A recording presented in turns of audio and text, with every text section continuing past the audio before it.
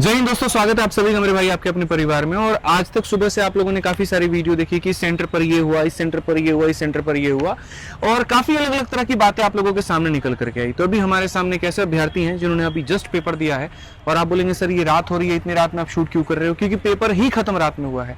हम सामने खड़े हैं RK digital centre Shaktinagar Delhi के, और लास्ट जो पेपर का समय था वो 7:30 था, लेकिन 9:15 में जो है ये बच्चे बाहर निकले हैं, इतना लेट हो गया है। तो एक एक करके हम सारी बातें जानने वाले हैं। क्या नाम है आपका? मेरा आनंद राज आर्य। आनंद राज आर्य है। तो आनंद, आप ये बताइए कि पहली बार आप एसएससी का पेपर दे रहे हैं, इसके पहले आपने और भी कोई पेपर दिया? दिया सर। पहले भी दिया है। कब दिया था पहले पेपर? पिछले साल दिसंबर में दिया था, 11 दिसंबर, थर्ड शिफ्ट इधर ही दिया था। ये सेंटर था, सेम सेंटर था। था। तो पिछली बार और इस बार में फर्क क्या है? सेंटर तो सेम ही है, क्या फर्क है? पिछली बार सर ऑन टाइम पे एग्जाम हुआ था, और एक ही लाइनिंग में बच्चे अंदर जा रहे थे, एक गर्ल्स एक बॉयज। तो इस बार तो इतना मतलब आधा घंटा में इधर हम बेड के अंदर फंसे रहे। काफी वोमिटिंग हुई मेरे को, चक्कर भी आने लगे, गर्मी इतनी तेज थी। तो इधर पेड़ थे, इधर छाव में खड़े हुए। फिर वहां से अनाउंसमेंट हुई कि जो आपका रिपोर्टिंग टाइम है, वो मेरा रिपोर्टिंग टाइम था सर 4 बजे। लिखा हुआ एडमिट कार्ड पे आपके ये है। अनाउंसमेंट हुई कि गेट नंबर 1 वालों का जो रिपोर्टिंग टाइम है वो 6 बजे होगा, और एग्जाम कंडक्ट 7 बजे होगा। ऐसा क्यों सर? पता नहीं क्या हुआ, टेक्निकल इशू हुआ था, पता नहीं क्या हुआ। और गेट नंबर जो 2 है उनका सर ऑन टाइम पे एग्जाम होगा। तो मतलब सेंटर, लोग ये कह रहे हैं कि एडिक्विटी के सेंटर अच्छे नहीं है, बट ये तो वो सेंटर है जो कॉमन है, चाहे इसको टीसीएस बुक करे या इसको एडिक्विटी बुक करे। यानी सेंटर के साथ साथ मैनेजमेंट में भी इशू है।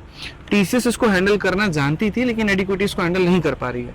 तो क्या हुआ, 6:15 में, चलो 5 बजे आपका गेट बंद होने का टाइम था, लेकिन यहाँ पर इन लोगों एंट्री ही 6 बजे कराते हैं।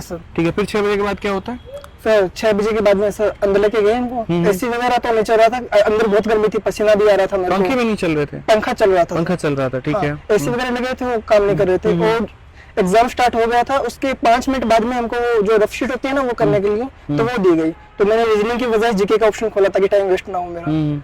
तो ये थी। और बाकी रफ शीट लेट दिया उन्होंने? लेट दिया थोड़ा सा। अच्छा, ठीक है। और कीबोर्ड तो नहीं वर्क कर रहा था, माउस वर्क कर रहा था ओनली। कीबोर्ड का तो जरूरत ही नहीं पड़ता है सर, वो पासवर्ड लगा रहा था तब। अच्छा, पासवर्ड डालने के लिए, ठीक है सर। और इधर वो क्या सर, गेट नंबर 2 था ना, तो इधर थोड़ा अड़कम सा मच गया था। क्यों, वो एक लेडीज आई थी, उनको लगा कि जो एंट्री टाइम है वो 6:15 बजे होगा। तो पर गेट 2 का तो ऑन टाइम पे था, कंफ्यूज हो गई। तो उसका लास्ट टाइम था, तो वो रोने लगे उधर काफी। सर वो हुआ था, हल्ला गुल्ला हुआ था। 5-6 बजे मतलब एक ही सेंटर के 2 अलग अलग गेट हैं। एक गेट पर 4 बजे की जगह 6:15 में एंटर कराया जाता है, और दूसरे में ऑन टाइम करा दिया जाता है। तो उस वाले गेट को ये लगता है कि इनको भी 6:15 में ही होगा, और उसका पेपर छूट जाता है। बाहर ही बैठी रहती है। हाँ, अच्छा। उनका लास्ट टाइम था, तो वो काफी रोई थी और थी मतलब। तो कुछ हुआ उनका, कुछ पेपर देने के लिए? नहीं, कुछ नहीं हुआ, अलाउ ही नहीं किया। चलिए, आप अपने सेंटर पे बताइए कि क्या मेजर फर्क आपने देखा पिछली बार के पेपर में और इसमें? सर पिछली बार वो फिक्स था, एसएससी स्टेनो का एग्जाम है। रीजनिंग के अंदर सर 3 से 4 क्वेश्चन मैथमेटिक्स के आए थे मेरे, तो मैंने नहीं पढ़े थे ये इंटरेस्ट वगैरह और वगैरह। और जो ये सीटिंग अरेंजमेंट्स, वर्बल कोडिंग, वो कुछ नहीं करके हम सिलेबस के बारे में बात करते हैं। सबसे पहले ऐसे समझते हैं कि रीजनिंग में ऐसा कहा जा रहा है कि मैथ्स के क्वेश्चन आ गए, तो क्या आपके शिफ्ट में भी ऐसा हुआ है? हाँ, हुआ ना। मेरे से 3 से 4 क्वेश्चन आए थे रीजनिंग के पेपर में मैथ्स के। जो कौन से क्वेश्चन थे? जैसे सवाल क्या था? सर इंटरेस्ट का था, और वो मेरे से नहीं हुआ था। और 2-3 क्वेश्चन और थे सर मैथ्स के, वो मेरे को याद नहीं है। क्योंकि खैर आप लोगों ने पढ़ा भी नहीं है, तो आपको आइडिया कैसे होगा? आपके में तो मैथ्स आता भी नहीं है। रीजनिंग का लेवल क्या था और किस तरह के क्वेश्चंस थे? कुछ क्वेश्चन तो बहुत इजी थे, कुछ क्वेश्चंस बहुत हार्ड थे। ऐसे क्वेश्चन से जो देखे मैंने पहली बात है, पूछा कहाँ से, ना मैथ्स से ना रीजनिंग से है। तो क्या आप इस तरह के सवालों के साथ में संतुष्ट हैं? क्योंकि लोग कह रहे हैं पेपर टफ चाहिए। तो एक होता है टफ, एक होता है इरेलीवेंट। टफ वो होता है कि आपका जो सिलेबस उसमें क्वेश्चन के लेवल को बढ़ा दिया जाए, और इरेलीवेंट वो होता है कि आपके सिलेबस से ही ना दिए। तो आप इसको टफ कहना चाहेंगे, इरेलीवेंट कहना चाहेंगे? सर इसको तो कुछ आइडिया नहीं लग सकता। कुछ क्वेश्चन तो बहुत इजी थे, इतना इजी थे, ऐसे देखते ही आंसर दिख रहे हैं कि ये आंसर होगा। कुछ क्वेश्चन तो बहुत ज्यादा हार्ड थे, मतलब एक्सट्रीम लेवल पे हार्ड थे। ठीक है, पेपर स्टार्ट होता है, उसके बाद में आप इंग्लिश सेक्शन पे आते हैं। तो इंग्लिश में भी क्या कुछ डिफरेंस देखने को मिला? क्या है सर? क्लोस्टेट था उनका, नॉर्मली वेटेज रहता है 15 to 20 मार्क्स। इस बार ओनली 5 मार्क्स। एंड पैसेज थे वो काफी शॉर्ट ही आए थे, और इंग्लिश काफी इजी थी। और बाकी ओवरऑल अगर हम बात करें रीजनिंग पे, जीएस का क्या कहानी है?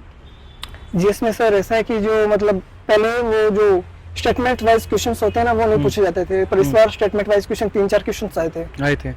ठीक है। और बाकी अंदर के मैनेजमेंट को अगर आप देखें, तो क्या आपका सिक्योरिटी चेक पहले की तरह था, या थोड़ा सा और ठप था कहानी? यहाँ पर क्या कहानी थी? मतलब सर सिक्योरिटी चेक तो इतना मतलब ठीक था, और मतलब ज्यादा डॉक्यूमेंट्स वगैरह में जो पिछली बार दिया था तो मैंने नाम वगैरह काफी पूछा था, मेरा इशू भी हुआ था पिछली बार आईडी को लेके, तो मेरे को साइन वगैरह भी करवानी पड़ी थी मैनेजर के यहाँ से, पर इस बार ऐसा कुछ नहीं हुआ। कुछ भी नहीं हुआ, मतलब कोई अंगूठी पहन करके जाए, कड़ा पहन करके जाए, ऐसा कोई चेकिंग वो नहीं? तो थोड़ा सा हुआ, तो पेन था मेरे पास तो मेरे को बोल दिया पेन साइड में रख दो, पेन अंदर मिल जाएगा। फिर अंदर पेन था जो मैंने 2 पेन चेंज करवाए थे, उसके बाद में वो पेन काम कर रहा था। और कोई ऐसी बात है जो आप कहना चाहते हैं, बताना चाहते हैं सर पेपर को लेके? सर इतना पहले नीचे रख लीजिए। हाँ, सर इतना ही है कि जो मैंने प्रिपरेशन की थी रीजनिंग को लेके और इंग्लिश को लेकर, तो रीजनिंग में सर मैं सेटिस्फाई नहीं हुआ सर इस बार एग्जाम के अंदर। और बाकी मैनेजमेंट को लेकर के आप क्या कहेंगे?